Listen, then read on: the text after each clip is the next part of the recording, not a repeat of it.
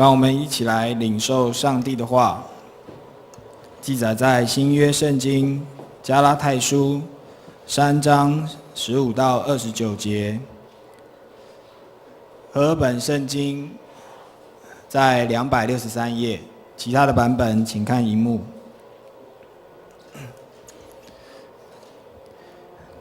弟兄们，我且照着人的话常说，虽然是人的文约，若已经订定了，就没有能废弃或增加的。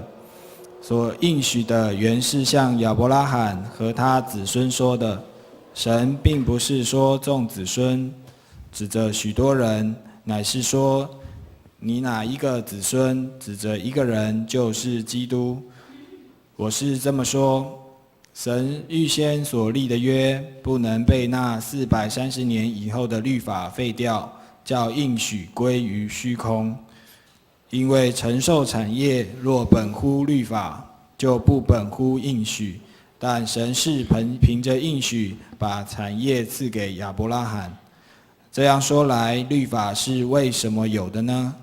原是为过犯天上的，等候那蒙应许的子孙来到，并且是借着天使经中保之手所设立的。但中保本不是为一面所做的，神却是一位。这样律法是与神的应许反对吗？断乎不是。若曾传一个能叫人得生的律法，义就诚然本乎律法了。但圣经把众人都圈在罪里，使所应许的福音因信耶稣基督归给那信的人。但这因信得救的理还未来以先，我们被看守在律法之下，直圈到那将来的真道显明出来。这样律法是我们蒙训的师傅，引我们到基督那里，使我们因信称义。但这因信得救的理既然来到，我们从此就不在师傅的手下了。所以你们因信耶稣基督都是神的儿子，你们受洗归入基督的，都是披戴基督了，并不分犹太人、希利尼人、自主的、为奴的，或男或女，因为你们在耶稣基督里都成为一了。你们既属乎基督，就是亚伯拉罕的后裔，是照着应许承受产业的了。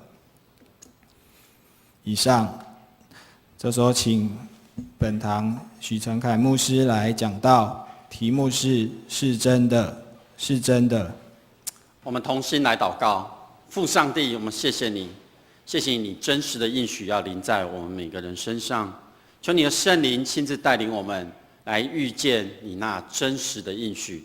我们这样祷告，奉靠主耶稣基督的名，阿们。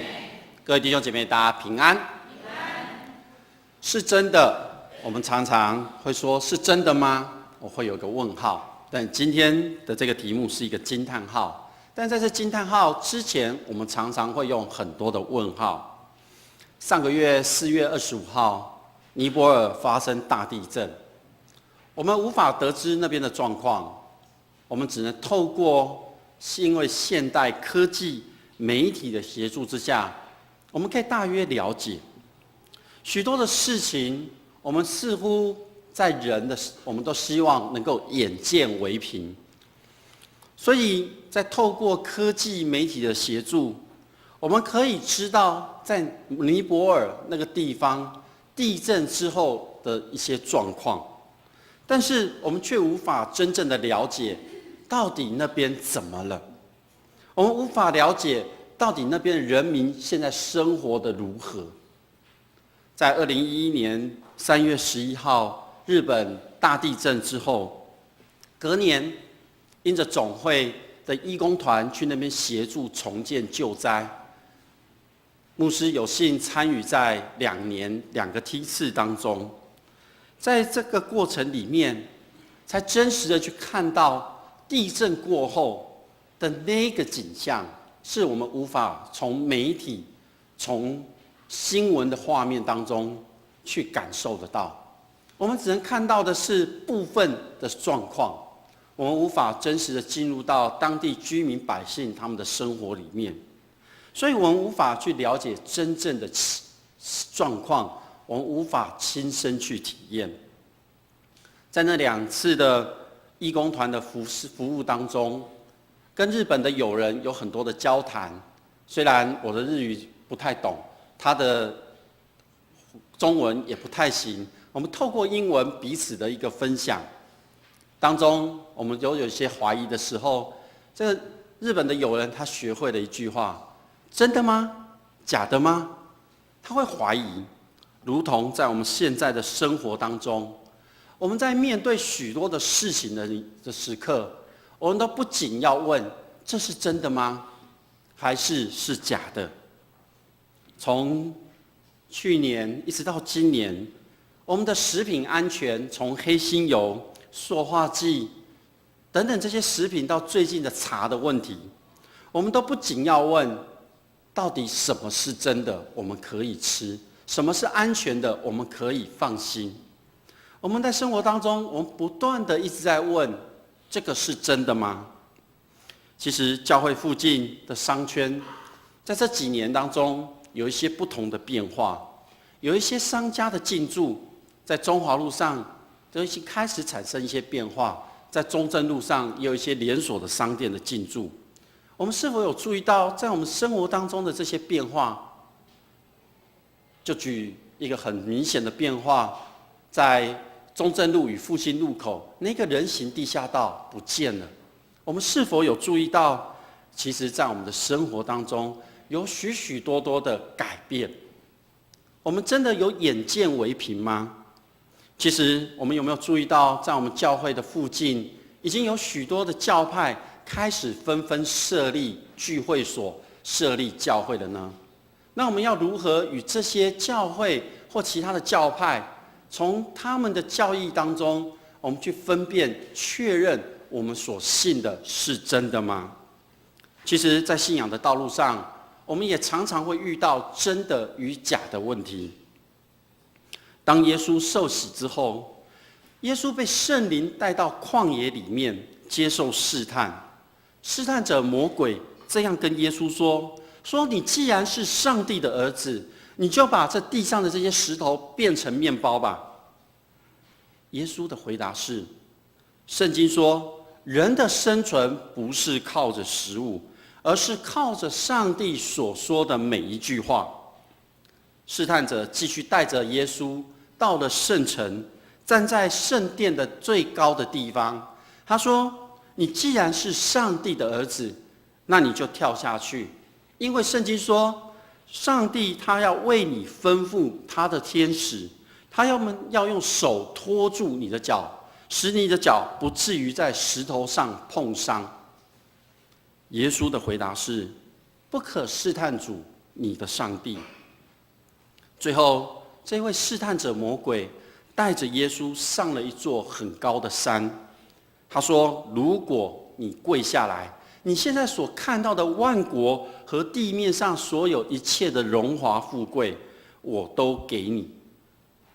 耶稣的回答是：撒旦走开！圣经说要拜主你的上帝，唯独敬奉他。在我们信仰的道路上，我们所遇到真的或假的问题的时候，耶稣亲自教导我们如何去面对这样的试探，也就是说，如何去分辨那个假的讯息。其实在我们生活当中，我们常常会处于一种状态，就是在半信半疑之间。因为在我们的生活里面，我们会根据过去我们的经验、我们的学习、我们的理性、我们的思考逻辑和传统所留下来的观念，我们会去判断什么是可以相信的，什么是不能相信的。其实我们接收到许多的讯息，在我们的生活当中，比如说，我们很多的讯息都来自于我们每天所接受、所看到的新闻媒体传来的讯息。前一段时间，在宣布桃园要开始限水，我们就会怀疑：真的吗？真的要限水了吗？我不知道有多少人说：好，我跑去石门水库看看到底还有多少水。我们都相信了，好像真的要限水。然而在这段期间里面下了雨，我们想说，那应该不用限水了。不知道有没有人也一样跑到石门水库去看看，到底雨下了多少？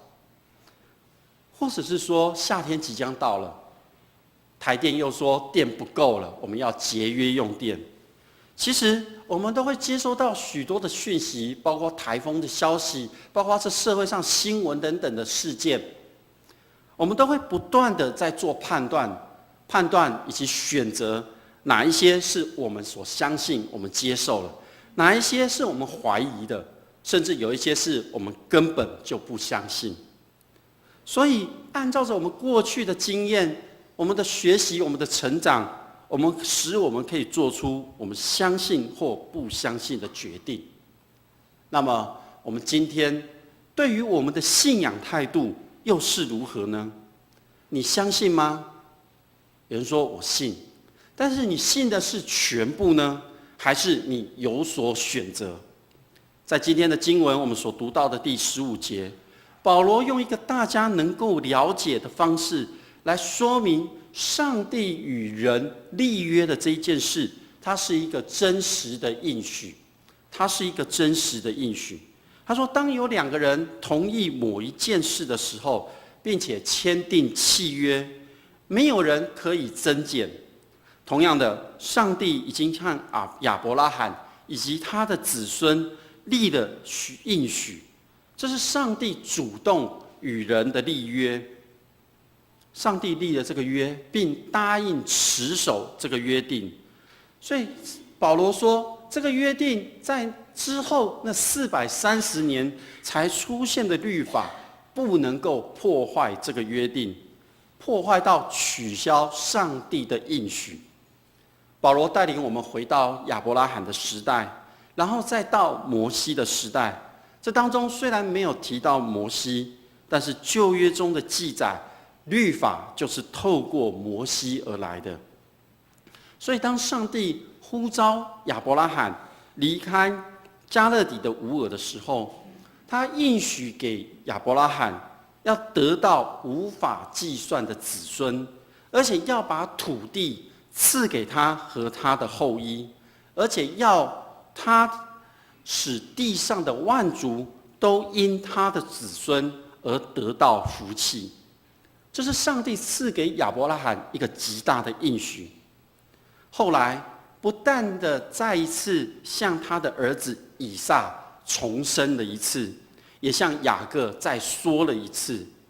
所以几百年过去之后，保罗所提的这当中430年，不是说亚伯拉罕到摩西是430年，而是说这430年是指着以色列人在埃及为奴的时间。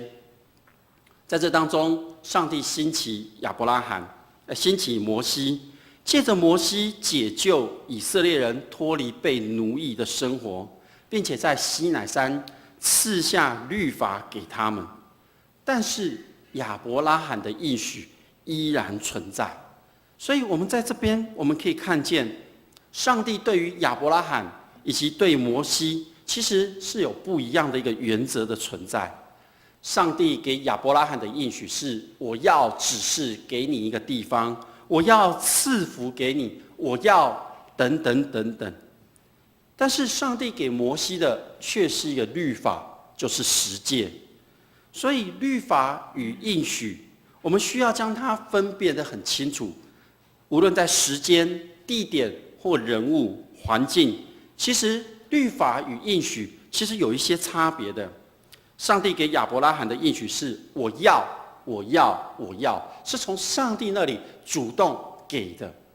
但是上帝给摩西的律法却是你要去，你要到哪里？你要带领以色列百姓。所以这当中的差别是，应许是介绍上帝的计划、上帝的恩典、上帝的主动性。然而律法却是要介绍，让我们知道我们人的本分、人的行为以及人的责任。上帝从亚伯拉罕给我们的是应许、恩典与信心。摩西给我们的是律法、诫命与行为，但是上帝从来没有要废除或改变他的应许，不会被律法所影响。律法也不是多余的，因为律法在上帝的旨意中，其实它有一个很重要的一个位置。律法的功能不是带来拯救，而是要人知道并且确认自己是需要被拯救的。所以撒旦是要我们借着律法来说明自己是圣洁的。所以如果我们常常借着律法来说，主啊，我是圣洁的，我有遵行这些的时候，其实这是撒旦要我们做的。但是上帝的本意却是要用律法来证明我们每一个人都是罪人。所以因此律法它最主要的工作是显现出罪恶的本质和真相。然而上帝应许赐给亚伯拉罕，就是要显现出那真实的应许。把律法赐给摩西，是要透过基督将律法和应许实践出来。所以律法会将罪人置于死地，而应许却是叫人得着称义而有重生的生命。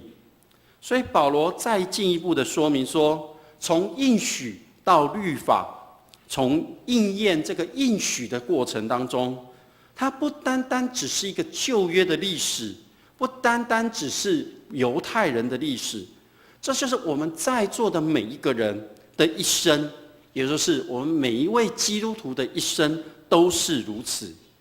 人若不是受制于律法之下，我们仍然就在等候那应许的实现。也就是说，我们要脱离律法来承受应许，不是继续活在旧约的律法里面，我们是要活在新约的当中。我们不能说我们只相信律法，而不相信耶稣基督。那今天的经文第22节这样子说，全世界都处在罪的权势下，为要以信耶稣基督作为领受上帝应许的根据，而这个应许是要赐给所有信他的人。所以从今天所读的这段经文，我们继续看下去，23节到24节提到说，人过去在律法的这种情况里面，我们人的一个灵性、灵命的一个旅程当中，应该是一个走出律法、进入到应许的一个过程、一个经历。但是我们人往往只选择其中的一个，有的人绕过摩西的律法，直接来到耶稣的面前，也就是跳过旧约，不愿意承受那个律法定罪之苦，就想要直接领受在基督里称义的应许。也有人被律法定罪之后，从此郁郁寡欢，很闷，说我就是个罪人，终日受到这个捆绑，所以他依然活在那个旧约里面。因此信仰对他们来讲就成了一个很沉重的一个负担，他们没有来到基督的面前得到释放。所以保罗特别用看守囚犯和管家来形容受到律法的限制。特别管家这个原文的意思是专门管教的人，甚至会用很严厉残忍的方式来管教。这样的比喻是要显示律法是上帝要为他的百姓所定的旨意。在这当中，这个律法是明文在告诉我们什么事情可以做，什么事情是不可以做的，并且警告我们违反的人必定受到处分。但是我们感谢上帝，上帝他从来没有那个意思是要我们永远活在罪的奴役之下。所以因此上帝赐下恩典，他颁布了这个律法，是为了叫我们每一个人能够更加的渴慕来承受上帝的应许。所以在这个捆绑当中，保罗特别有加上了一个很像时间的限制，他说，律法是我们的监护人，直到基督再来，使我们因信称义。我们虽然受到律法的捆绑，但是因着基督再来，我们因信称义。基督的来到，使我们可以打破这个罪的辖制，脱离这样的捆绑。所以律法对我们的打压、限制，都只是暂时的。律法它最终的用意，不是要伤害我们，而是要祝福我们。因此，律法的目的是要我们关在监牢里，等着基督来救我们出去，或者是叫我们暂时托管在管家的手中，等着基督来拯救并接纳我们成为他的儿女。因此，当我们被拯救之后，我们就一同在基督里了。今天的经文在第26节到29节，它是一段充满着基督，在述说基督的经文。他说，在基督里面，我们已经是上帝的儿女，上帝不再借着律法把我们定罪，或者是约束管束我们，因为上帝天父上帝现在已经是我们每一个人的父亲了。他在基督里面接受并且宽恕我们，所以我们不用再害怕，或者是说惧怕上帝，或者是我们害怕受到责罚。而上帝儿女的名分，就是在基督的里面，不是靠着我们的行为或我们遵守的律法所可以得来的。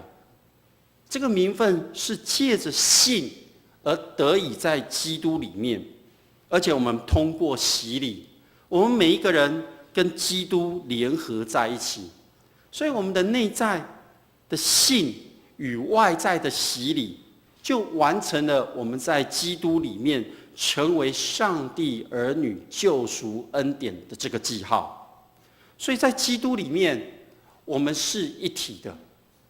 他说，你们在基督里耶稣里是一个人，表明我们不单单只是属于上帝，我们弟兄姐妹彼此之间，我们也是相连在一起的。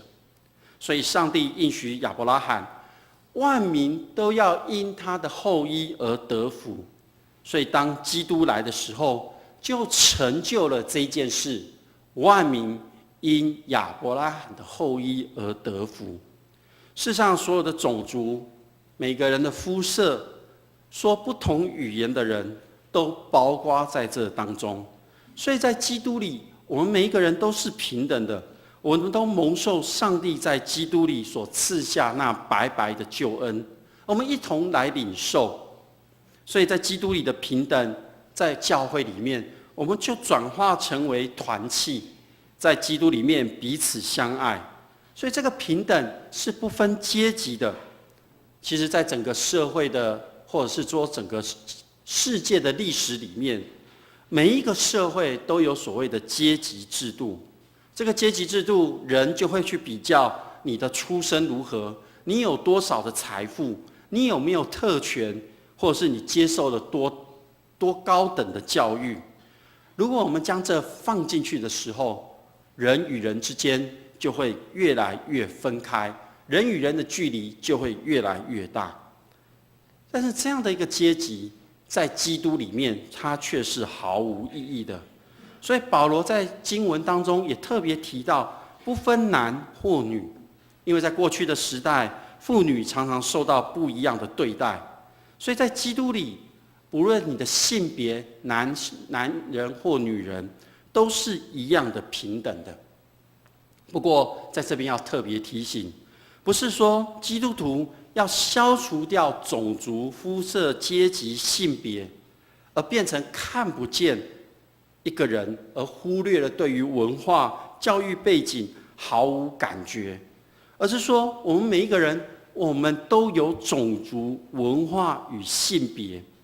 我们清除这些，其实是要说，我们在这里面，在基督里面，这一切不是最重要的。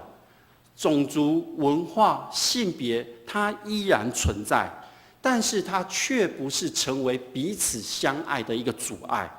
所以我们看每一个人都是与自己平等的。所以在基督里面，我们每一个人都是亚伯拉罕的子孙，你们几乎属于基督，就是亚伯拉罕的后裔，照着应许所承受的产业。从这句经文当中，我们可以清楚地看见，在基督里面，我们是属于上帝的，在上帝的应许中，我们在基督里面合而为一，成为一体，承受了上帝极大的应许。所以我们要看见自己，我们要明白自己。其实在每年的下学期的时候，我们在大有国中的生命教育课程里面，我们都引导学生来认识自己。其中有一课，他的课本的题目是我是谁。我们可以想想看，我是谁。在这个课程当中，我们会用一些方式来引导，来让大家来明白。我们会用花生，让每个人来看看，拿那个花生去比较。我们可以发现，每一个花生它都有不一样的纹路，不一样的形状，即使看起来很像，但是它都是独一无二的。所以在这当中，我们透过这样，我们会去让孩子们去看见，你要做自己呢，还是你要做别人？学习找出那个花生上面的一个特殊的地方，也就是去发现自己的优点。我们更会透过一个盒子里面，这个盒子里面我们会放说有神秘的宝物，其实当中是放一面镜子。当宝盒打开之后，人往这边看，就从镜子当中看见了自己的面貌。所以在当中我们会问孩子几个问题说，你看见这个宝物，它有什么样的外在的特质？它有什么样内在的特质？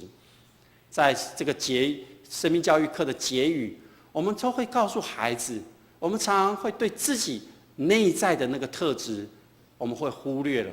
我们常常会去注意的是外在的特质，就是你的身高、你的体重、你的脸长得好不好看，你有没有长了几颗痘痘，你觉得满不满意？可是往往忽略了那个内在的特质，就是要孩子知道他自己的个性，他的专长，上帝给他的恩赐，让他诚实的去面对与接待自己。那么我在这边要问的是，各位弟兄姐妹，你知道你是谁吗？你可以问问自己，我是谁？其实这是人生的一个基本的问题，你能够回答吗？你能够回答我是谁吗？我们常常的回答都会是用外表的身份、地位、职称来回答我是谁。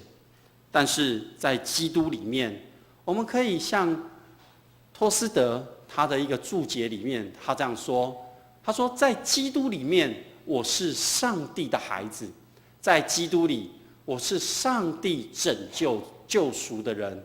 所以他说，不分过去、现在以及未来，我都是与基督相连在一起了。他又说，在基督里面，我找到了自己的身份。在基督里，我有一个可以站立的地方，我不必再害怕这个世界，我可以站在基督的面前，领受那真实的恩典。更可以说，在基督里，我回家了。在这个世界上有许多的挑战、诱惑，我们常常会觉得精疲力尽，好像没有个地方可以让我们真正的放松来依靠。但是在基督里面，我们可以说我回家了，这是真的。所以在律法之下的人与在基督里的人，保罗为此说了一个很清楚的一个说明。他说，好像人都会把自己归类或属于某一个部分而已。比如说，他说我们只能在律法之下，那我们的信仰就形成了一种捆绑，一种束缚，因为我们不知道什么是赦免，我们依然被律法所监管，像囚犯一样。在我们可以成长、可以享受自由的时候，其实我们还是被律法所限制。所以我们不是要只活在律法当中，因为我们信仰的特征是接受应许，不是律法。所以当我们知道我们自己在时间上、在空间上、在永恒都与上帝连结在一起，我们也与其他的上帝的儿女连结在一起。不过，我们必须很清楚的知道，我们必须先被摩西的律法，我们来到这个律法面前，我们承认自己有罪，我们才能够到基督的面前去被称为义。这是一个过程，我们必须承认自己的罪恶，然后接受了被定罪之后，但是我们不能被定罪，我们就停留在那里，我们必须要到基督面前去领受到他所赏赐的恩典。所以在我们的生活当中，我们必须与人真实的去分享我们这个生命整个的历程，分享这个真实的一个救赎。唯有你自己亲身经历过这个整个生命的历程，我想我们在座的，我们都经历过这样的一个生命历程。用我们的语，我们在说的就是我们的见证。你的见证当中，你就是真实的在分享你的生命的历程，你也真实的去领受到上帝的赐福。这就是众人要因你而得福，也就是上帝所赐下那真实的应许。这个是真的，不要小看自己。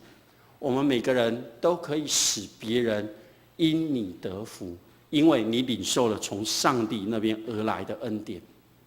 我们在每一次的圣餐里面，我们在说，牧师在主持的时候都会说，这是耶稣的身体为你们舍的。当拿起杯来说，这是新约所立的血，新约这是耶稣基督的血为你们所流的。当说这些的时候，它是真的，这真实的一个上帝恩典的时刻。然而，圣经是真理的真实存在，这本圣经是一个上帝真理真实的存在，因此上帝的话语会给你知道什么是真的，什么是假的。所以当我们在面对这个世上的所有的诱惑挑战的时刻，如果你按着上帝的话语，你就会知道何者是真的，何者是假的。这样的判断是因为来自于上帝那永恒不变的真理。愿我们都能够从上帝的话语那边来领受属天的智慧，来面对这个世界，与人分享这真实的经历。我们同心来祷告。天父上帝，我们感谢你，谢谢你恩典的同在，使我们再一次因着信而与你连结在一起，因着你真实的话语，使我们的生命得到满足的喜乐。因为你已经赐下这真实的应许，让我们领受，也要让我们去与人分享，因万人众人与我们接触的人都同领受这属天的恩典。愿主你亲自看顾，赐下智慧、能力与勇气，在我们每一位弟兄姐妹的身上，让他们能够去传扬他们所经历这样真实生命的恩典。此时我们要用主你所教导的新的诫命来回应你的爱。你要尽心、尽性、尽意爱主你的上帝，这是诫命中的第一，且是最大的。其次也相仿，就是要爱人如己。这两条诫命是律法和